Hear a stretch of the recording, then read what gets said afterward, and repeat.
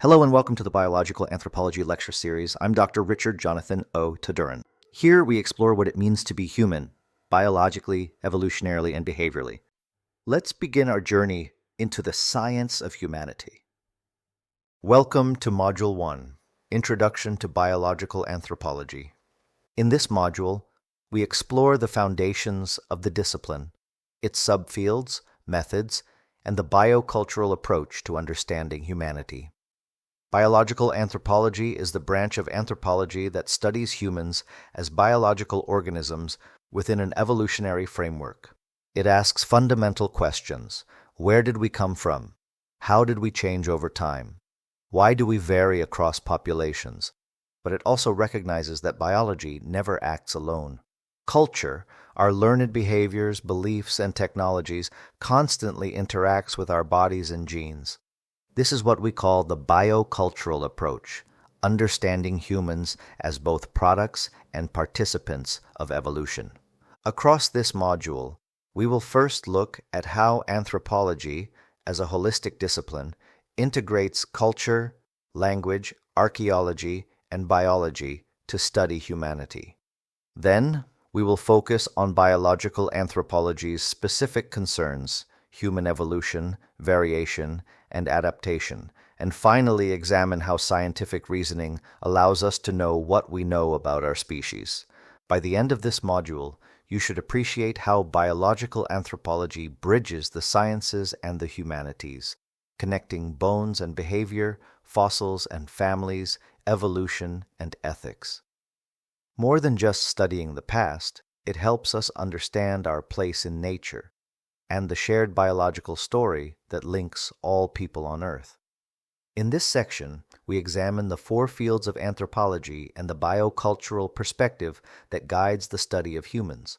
Anthropology is the scientific study of humanity in all its dimensions: biological, cultural, linguistic, and historical. The word comes from the Greek anthropos, meaning human, and logos, meaning study. But anthropology is more than just the study of human beings. It is the study of humanity as a whole. It seeks to understand what it means to be human across space and time, from our earliest ancestors to modern societies, from isolated villages to sprawling megacities. What makes anthropology distinct is its holistic approach. Instead of focusing on one aspect of human life, such as biology or culture, anthropology considers the full range of human experience, how our bodies, behaviors, beliefs, and environments interact. This means an anthropologist might study fossil skulls, kinship systems, languages, or digital behavior and still be doing anthropology. The goal is always the same: to understand humans as integrated beings whose biology and culture constantly influence each other. Traditionally, anthropology is divided into four major subfields. Cultural anthropology examines how people live, think, and organize their societies. Archaeology reconstructs past cultures through their material remains. Linguistic anthropology studies how language reflects and shapes human thought. And biological anthropology, our focus in this course, investigates human evolution, genetics, primates, and physical variation. Each subfield offers a unique lens, but all work together to build a comprehensive picture of humanity. Anthropologists often describe their discipline as both a science and a humanity. It is scientific because it uses evidence, observation, and hypothesis testing.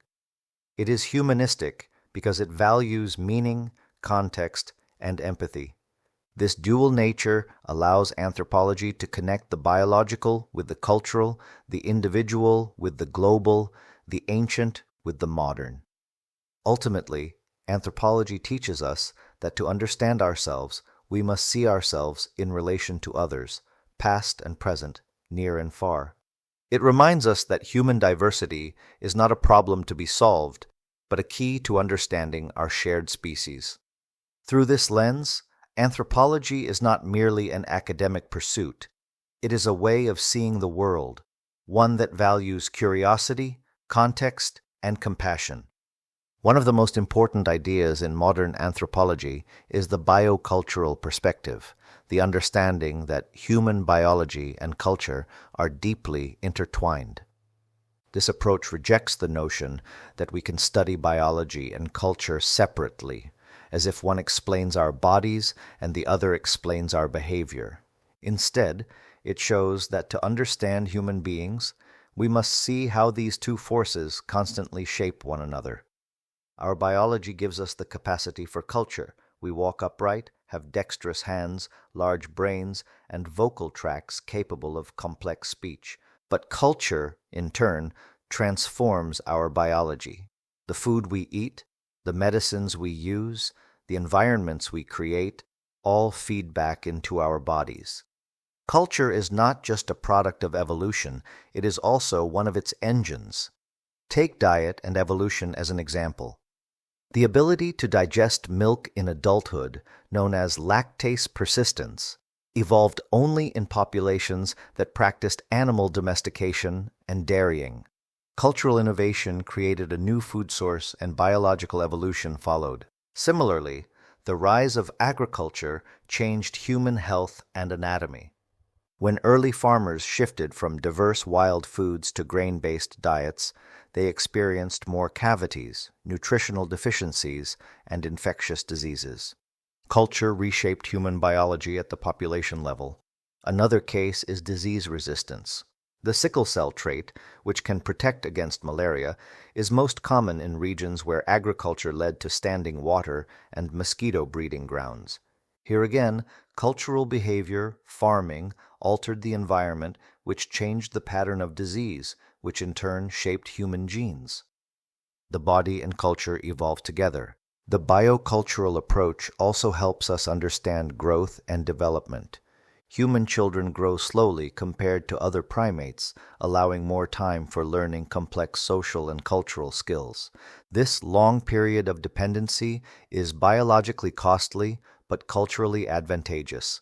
It enables language learning, social bonding, and knowledge transmission, the foundations of culture itself.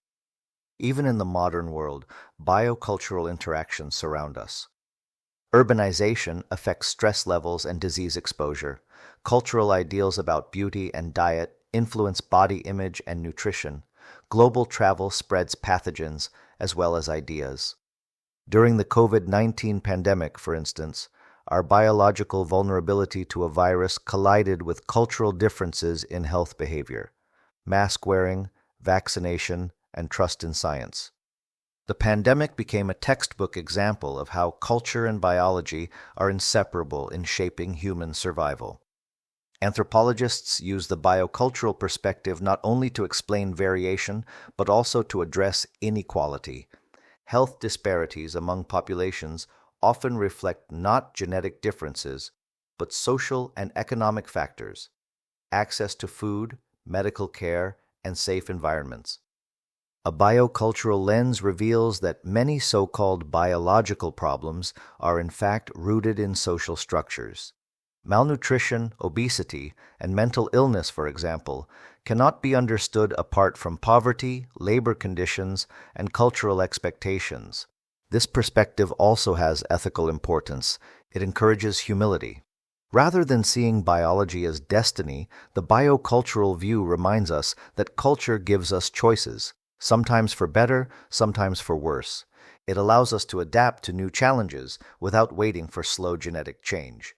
Yet it also warns that cultural habits can create biological harm, as in pollution, overconsumption, or sedentary lifestyles. In summary, the biocultural perspective is a bridge between the natural sciences and the social sciences. It helps us ask complex questions. How do our genes, environments, and cultures interact? Why do people in different regions face different health risks? How does evolution continue in modern populations shaped by technology and globalization? For anthropologists, this approach is not optional, it is essential. It reminds us that humans are neither purely biological beings nor purely cultural creations. We are both. Every part of us, from our bones to our beliefs, tells the story of this ongoing interaction. To study one without the other is to see only half of what it means to be human. Why study anthropology? Why devote time to a discipline that seems to cover everything: fossils, languages, rituals, bones, and even memes? The answer lies in its scope and relevance. Anthropology is not just about the past. It is about understanding what it means to be human in all times and places, including the present moment. It connects the smallest detail of our biology to the broadest patterns of culture and society. The scope of anthropology is vast because humanity itself is vast. It extends from studying early hominins who lived millions of years ago to analyzing modern human behavior in virtual worlds. Anthropologists might excavate a 3,000-year-old burial site one day and study social media interactions the next. What ties these efforts together is the search for patterns: how humans adapt, create meaning, and organize life across environments and epochs. In biological anthropology, this scope covers the physical and evolutionary dimensions of our species. It investigates human anatomy, genetics, and variation, as well as our relationships with other primates.